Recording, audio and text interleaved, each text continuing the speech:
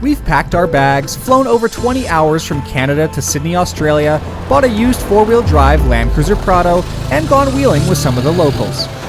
We're on an ambitious mission to drive all the way across Australia, from Sydney to Perth, over 40 days, in order to experience as much of this country as possible and to get Allison to school in time to finish up her master's program in Perth, where she's doing a Canadian-Australian exchange program. This week, before we start heading west, we've decided to take a detour and push out to Australia's most easterly point, and to the legendary Garry Island, formerly known as Fraser Island. First sight of Fraser Island. Explore all of this.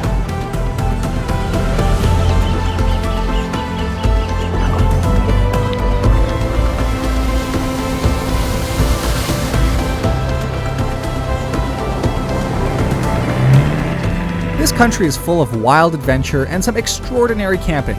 Join us as we head out to the towering cliffs of Byron Bay, visit local towns like Coffs Harbour, and get into some epic four-wheel driving on Fraser. Alright, we are on a mission to find these falls.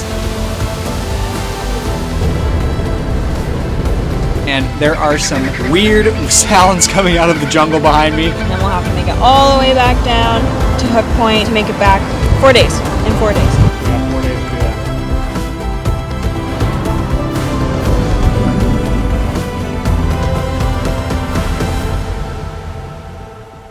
Before getting out into the wild Australian backcountry, we need to gear up and equip ourselves for the journey. Everyone told us that we have to check out the local Anaconda store. Apparently, it'll have everything we need for a mission like this. Alright, so we're just in Anaconda and we're doing some shopping for our four-wheel driving and camping. The store is incredible. It's nothing like we've ever seen back at home in Canada. We're doing this trip on a relatively tight budget, so there won't be any fancy equipment. Only the necessary items to have a basic camping experience and to get us out onto the four-wheel drive tracks. We're taking our own advice and focusing most of our buying power on the experience rather than the gear. Our Prado is 100% bone stock, with the only change being a set of factory-size aftermarket all-terrain tires that came with the purchase of the vehicle. It'll be a true test for us to see how we do using only the essential equipment.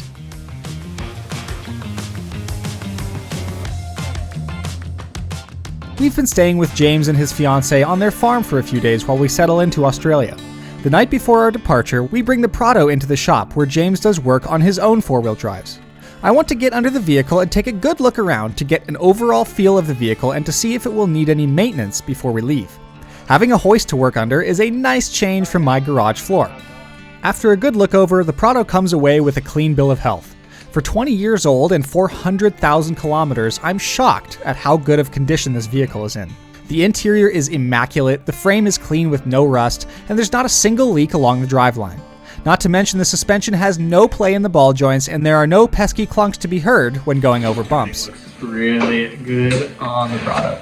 The only thing I've been able to find is a noisy serpentine belt on startup that soon goes away when the vehicle is warm. Something to keep an eye on, but not to worry about.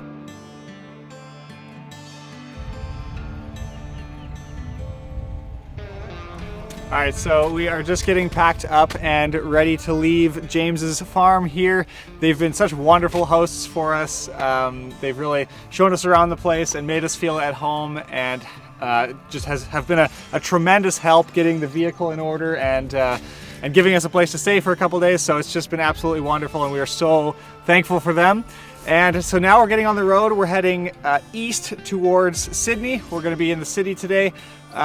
We might stop in and check out a few places around Sydney, but our ultimate goal over the next 2 days is to make it up to Fraser Island, which we're so excited about. We're going to try to just get as far to Fraser Island today as possible, so not sure how much time we're going to spend in Sydney, but on the way back down south from Fraser Island, we are hoping to spend a little bit more time in Sydney to check out some of the really touristy places. That's it from here. Again, it's been a wonderful stay here, and man, it's been a good start to our Australia trip. So let's get on the road.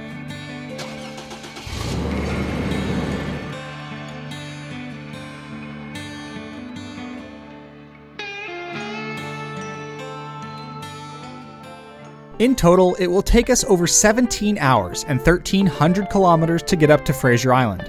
We hope to make the drive in 2 days in order to spend enough time on the island. On the way there, we plan to take the Pacific Highway that borders the ocean to stop in and check out some of the local oceanside towns. On these winding mountain roads here in the Blue Mountains, making our way to Sydney. James gave us a couple of tips for places we should stop and check out along the way. And ultimately, I think we're going to end up near Coffs Harbour tonight. We're just coming up to a traffic circle, and these are still very, very weird for me because you're going the complete opposite direction through this traffic circle. It's the same, but completely reversed. Okay, so that one wasn't so bad, but you can imagine like the really big traffic circles trying to navigate the opposite direction can be a little strange. All right, so we are on the Pacific Highway, coming up to a cool place. We're gonna stop at Redhead Beach, and that was a recommendation from a guy we met in Sicamous in British Columbia, and his name is also James, actually. So lots of friendly Australian people named James that we found.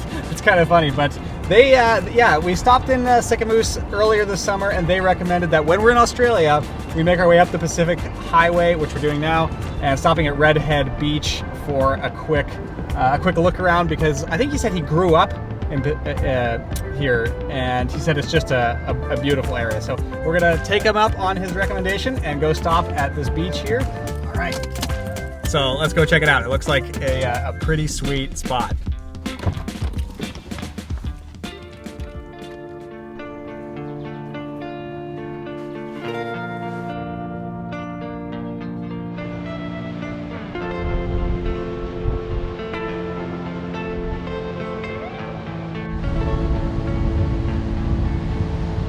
Okay, so this is the first time we are going to touch the Pacific Ocean. Let's do it.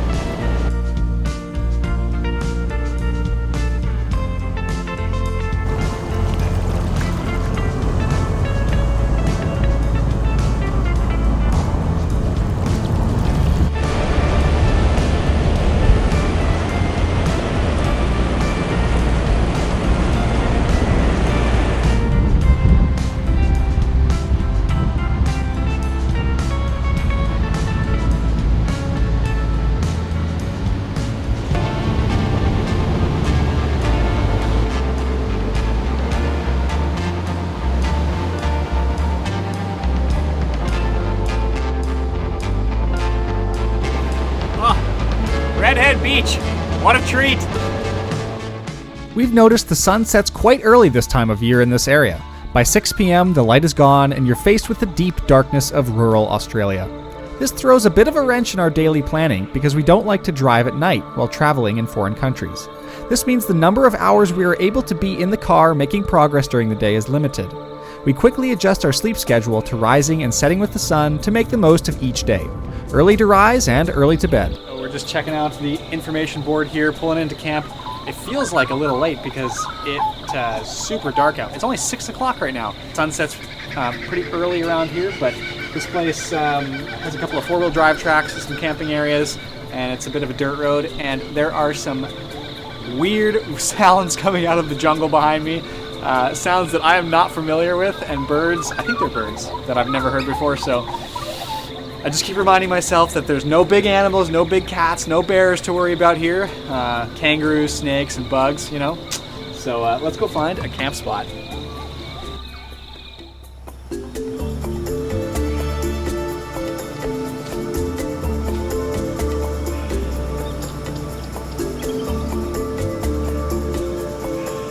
All right, good morning, everyone.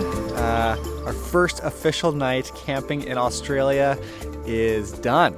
Last night was our first night on our own, away from James, away from the safety of his nice farm. So we're out here in this very jungly sort of area on the coast. The water, the ocean is about 500 meters that way.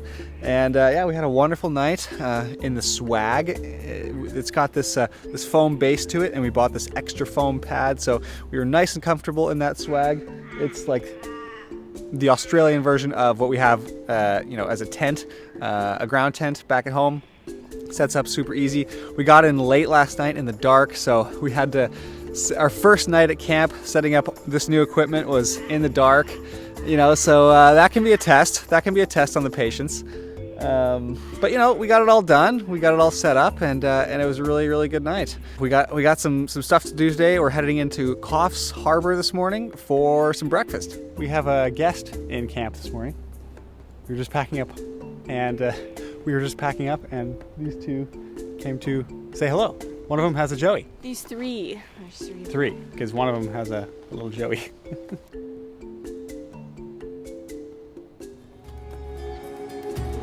Before heading into town for the morning, we can't resist a quick drive out onto the beach.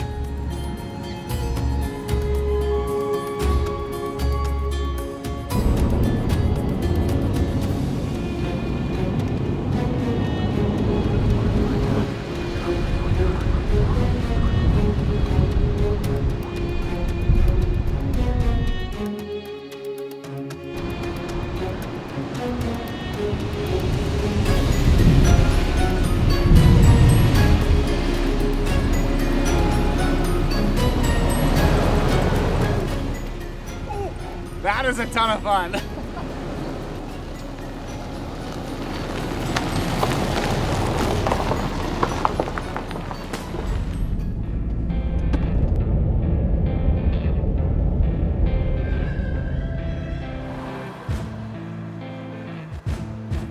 Coffs Harbour is a beautiful coastal city located on the north coast of New South Wales. It's known for its stunning beaches, lush hinterland, and vibrant local culture. We take a walk across the Marina Walkway out to Muttonbird Island for a good vantage point over the city.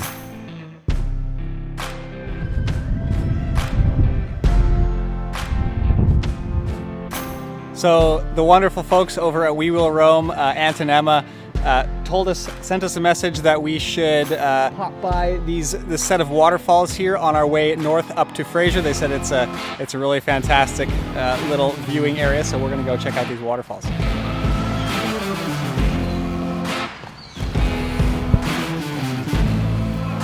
All right, we are on a mission to find these falls, just on the banks of the river here. It's a little slippery, slow going.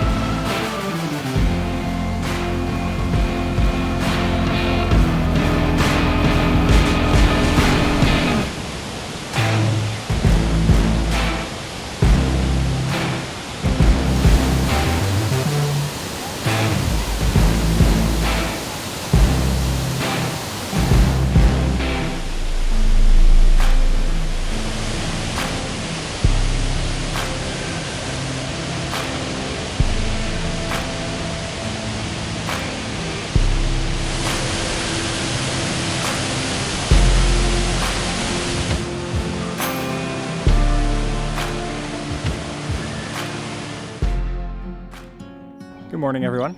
We stayed at this lovely little caravan park on the coast, right outside of Lennox Head. I believe that's how you say that. And yeah, it was a peaceful night. There's some other campers around, and the birds this morning were giving us quite the show. So definitely some different sights and sounds than we're used to. So we're gonna get packed up here, get back on the road, and try to make it even closer to Fraser Island today. The goal is to be on the island for tomorrow. We are going to reach one of the historical points in Australia today, one of the biggest landmarks on our trip, the easternmost point on the Australian continent, which is out by Byron Bay. Australia is renowned for its iconic and geographically significant landmarks, many of which are on travelers' bucket lists, including ours. This vast land offers the opportunity to visit the furthest points in every direction on the compass, as well as the exact geographical center of the continent. Today, we'll be exploring the easternmost point, and with a bit of luck, we'll make it to the westernmost point as we journey across this land.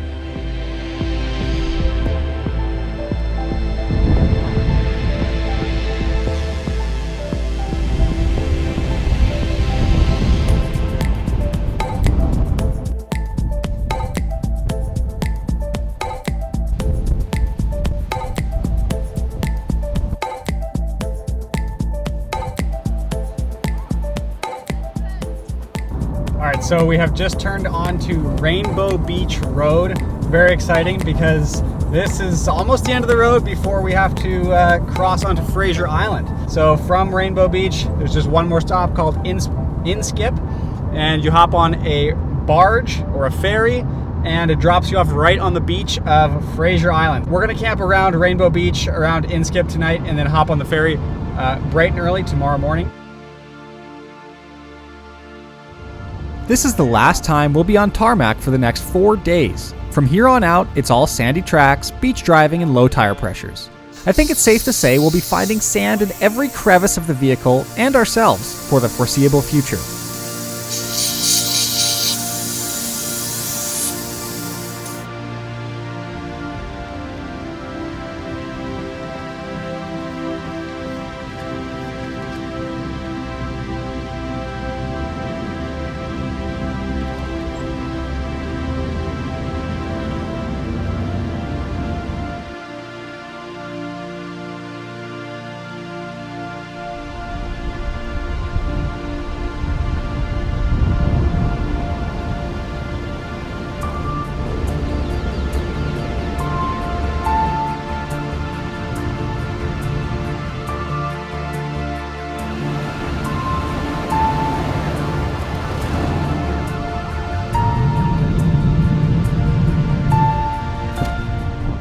The last few days have felt long. From buying camping equipment, spending time with James, inspecting the Prado, and getting out on the road, there hasn't been much time to sit, relax, and just be for a minute. Getting to camp with some sunlight to spare is a welcome surprise, and we plan to take it easy for the evening before a busy next few days.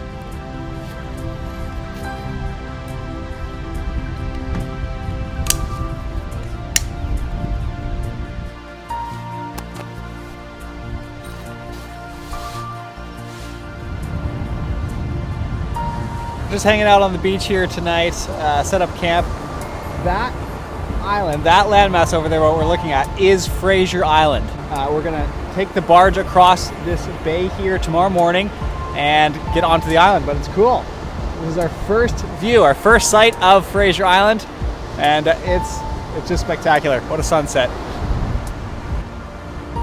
So we're gonna get off of the ferry or the barge at the bottom here at Hook Point, and then we're gonna drive, and we're gonna have to explore all of this, and then we're gonna end up in Eli Creek kind of area, zone 4, and then the next day we're gonna end up at Waddy Point, kind of at the northern tip, and then we're gonna go down to Dundabara for our last night, and then we'll have to make it all the way back down to Hook Point to make it back on, what day is that? 3 days? 4 days from now? The 26th. 4 days. In 4 days.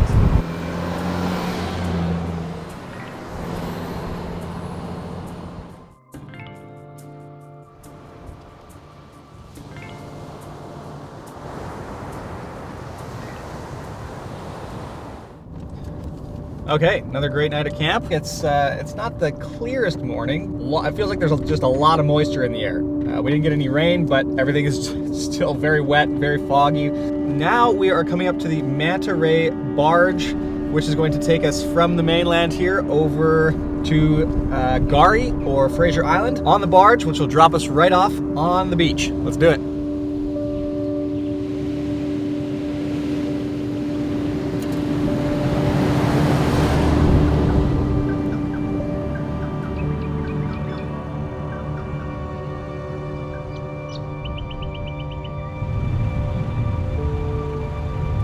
Traffic is a little different than we're used to this morning.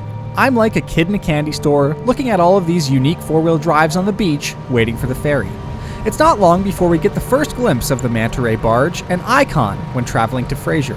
The barge lands right on the beach, unloads its current passengers, and before long, it's our turn to board. Fraser Island has never felt so close. During busy times, there are up to 4 barges running at a time to bring people back and forth to this island paradise. Things can get a little hectic when multiple boats are loading and unloading at the same time. It's critical to have tire pressure set to correct PSI when traveling in conditions like these. You really don't want to be the guy that gets stuck in the sand when trying to drive on or off the barge.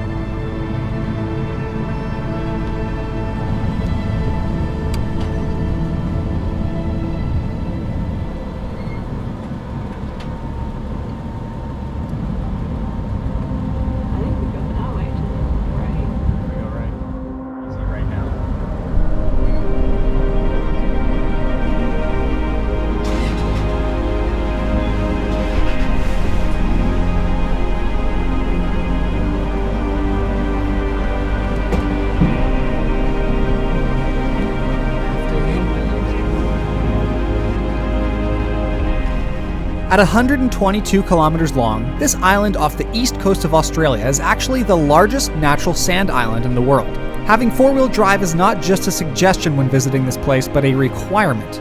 It is recommended to be self-sufficient in food, fuel, water, and be able to self-recover your vehicle if needed, as help and supplies are limited.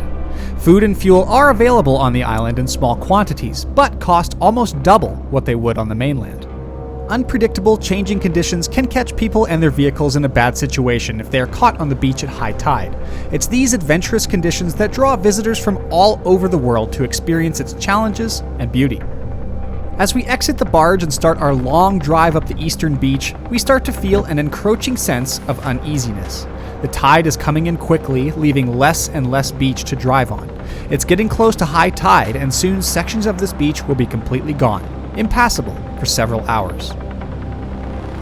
Downed trees along the beach force us around into the salty ocean water. If we were to get bogged in the sand in this situation, we would risk losing the vehicle to the invading ocean. It's not uncommon in this part of the world to lose your vehicle if you've timed the tides wrong. Over the years, numerous people have had to surrender their car to the rising water. We feel lucky to be in a convoy of others who have also just gotten off the barge. If something were to happen, hopefully someone could give us a quick pull. We need to make it off the beach and explore the inland tracks while the tide is high. Tensions ease as we make our way off the beach, away from the rising tides, and into the heart of the island. There are numerous freshwater lakes, challenging sandy four-wheel drive tracks, and new species of plants and wildlife to check out. First up on the list is a place called Central Station.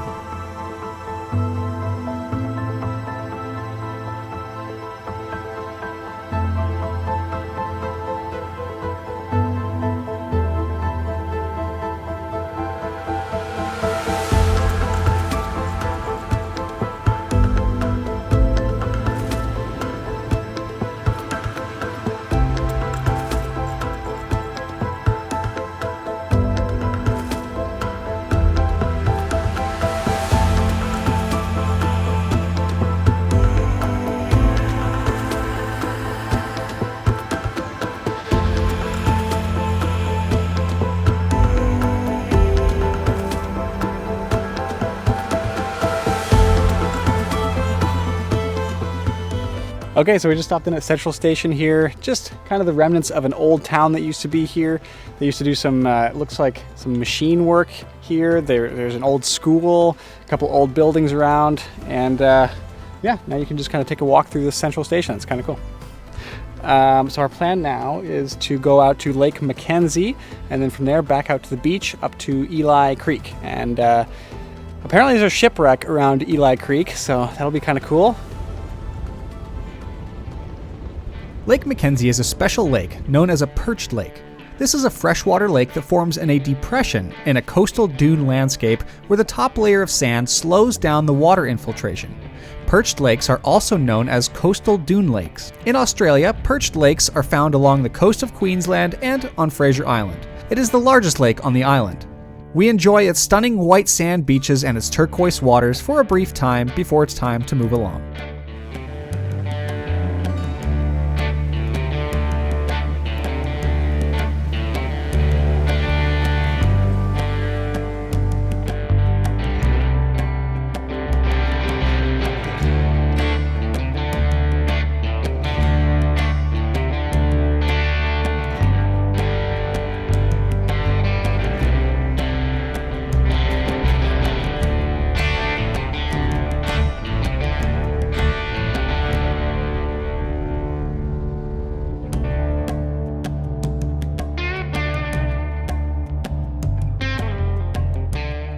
Back on the beach now, the tides are out and it's time to find a camp spot for the night.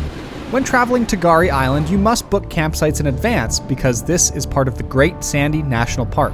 We'll be camped right next to the beach tonight. What a spot! This is an amazing camp spot. Oh, so good. Right on the water. We got a little bit of tree cover here. This is going to be such a sweet spot. Thank you so much for watching episode 2 of our adventure across Australia. If you enjoy our hand-built adventure videos, please consider subscribing to our channel and supporting us on Patreon. It is these small contributions that keep the wheels turning and the cameras rolling. Join us in the next episode where we find ourselves battling soft Fraser Island sand, navigating the Ngala Rocks, visiting an abandoned shipwreck, exploring more inland lakes, and more.